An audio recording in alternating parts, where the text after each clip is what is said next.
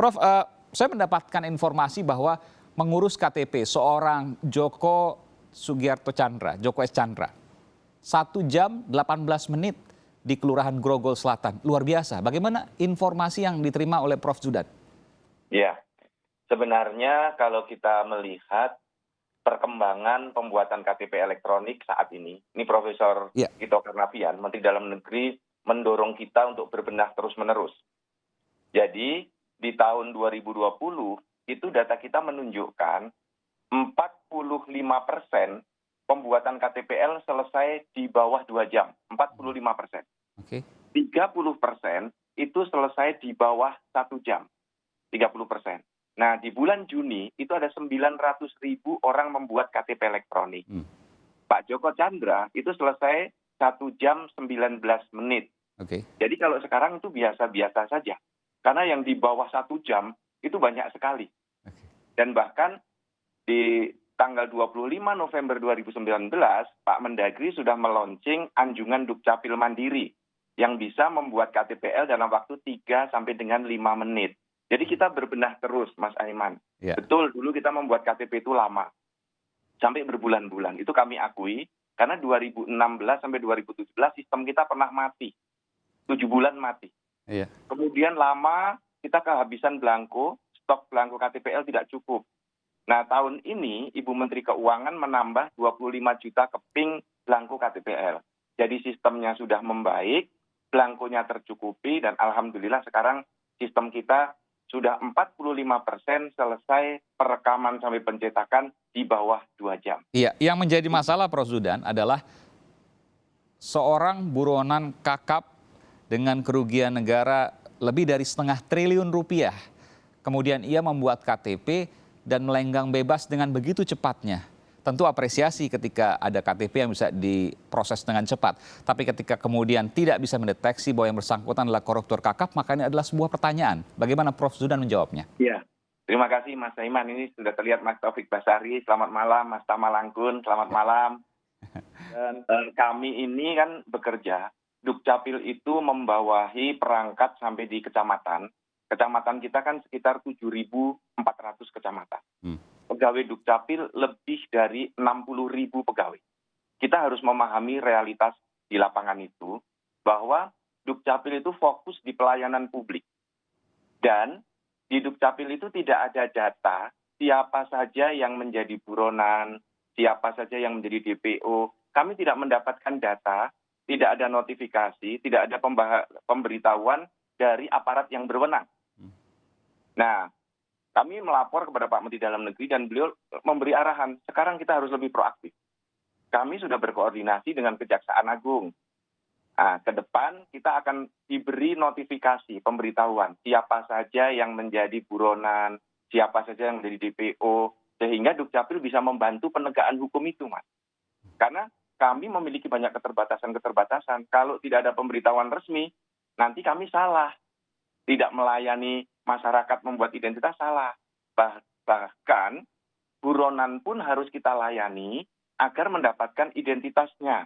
Tetapi tentu saja kita melapor kepada Polsek, kepada Polres, kepada Kejaksaan, agar kita bisa membantu penegakan hukum, dilayani dan ditangkap. Kira-kira begitu. Oke, ada komentar Bung Tama Langkun terkait ini? Mas Aiman, tentu saja yang pertama ini satu hal yang menyedihkan karena lagi-lagi menunjukkan ketidakberdayaan negara menghadapi koruptor, khususnya menghadapi buronan. Nah, karena dalam hal ini saya melihat ini kan sudah menjadi isu publik. Semua orang itu paham lah ya, artinya mengetahui bagaimana Joko Chandra itu sebagai buron begitu.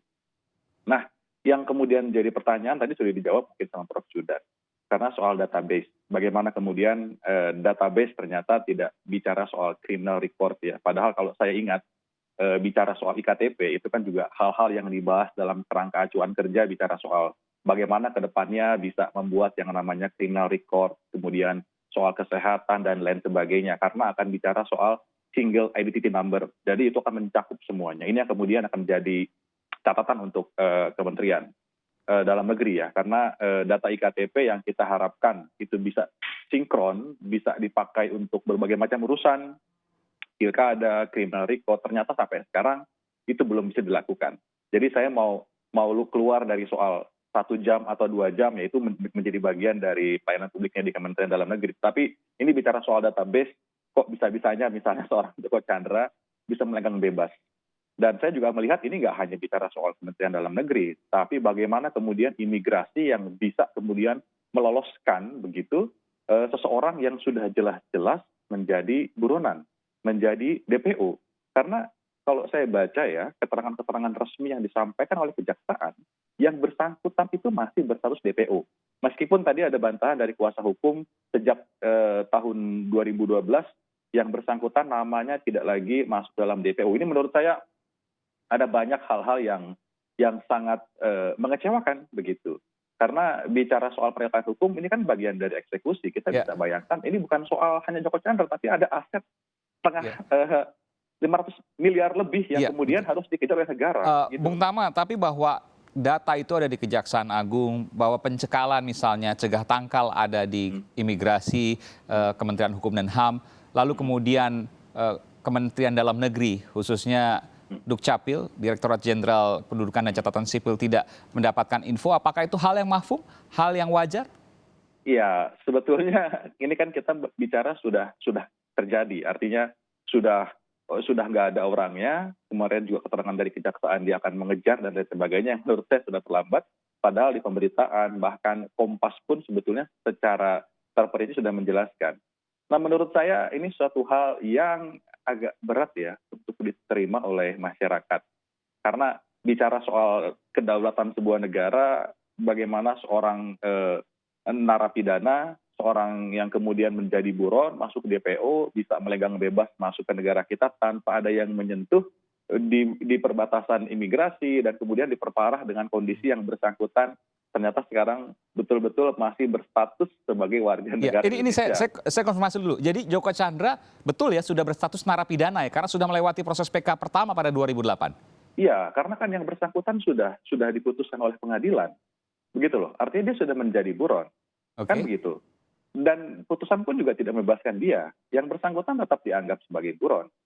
Artinya apa? Menurut bayangan saya sederhana aja. Ketika dia menjadi seorang buron, tentu saja ada kewajiban bagi penegak hukum, dalam hal ini adalah kejaksaan karena dia yang memproses begitu, untuk melakukan eksekusi.